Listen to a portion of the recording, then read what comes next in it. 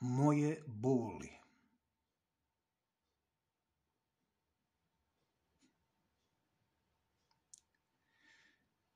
Bol me kida, trga na komade.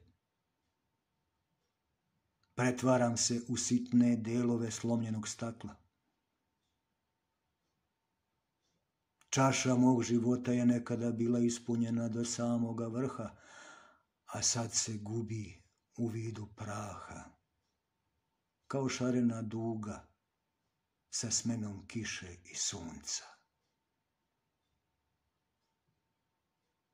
Da li je to starost koja me iz prikrajka kidiše i vreba, ili samo umorni zadah kome nema pomoći, ani leka? Gde si, neprijatelju moj? Gde stanuješ? Da li u meni ili senci što me tajno uhodi i prati? Pratiš me u stopu pod stalnom pretnjom, ne daš mi da proživim ovo malo sretnih dana što mi od samog Boga preosta. Bol trpim kao dosadno gunđanje naporne žene tračare. Bol me ogovara dušmaninu mom, a taj dušman sam možda i ja. Ja što gledam u život kroz oči sa nevericom.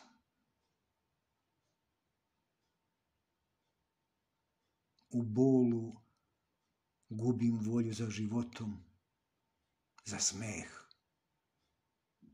za smenu dana i noći, za smisao postojanja. Tada niz reku puštam mrvice crnoga hleba sa 7 kora koje me hrane. Sedam u probušeni čamac bez kormilara koji me vodi u dubinu večitog mraka i tihog nestajanja.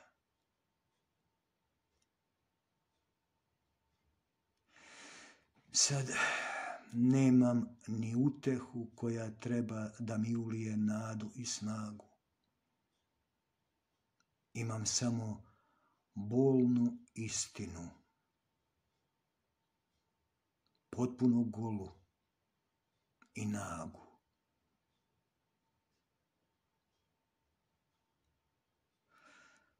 Na sivoj, blatnjavoj poljani sad se odvija bitka mog bola i neznadnog neprijatelja. U tom dvoboju pobjednika nema, jer ne znam da li sam pobedio svoju bol ili njega. I tu na kraju ostaje večna dilema. Moja bol me ne popušta i na duši mi ostavlja neizbrisivi trag. Ostavlja mi usta koncem zašivena i jezik ne mušta čoveka.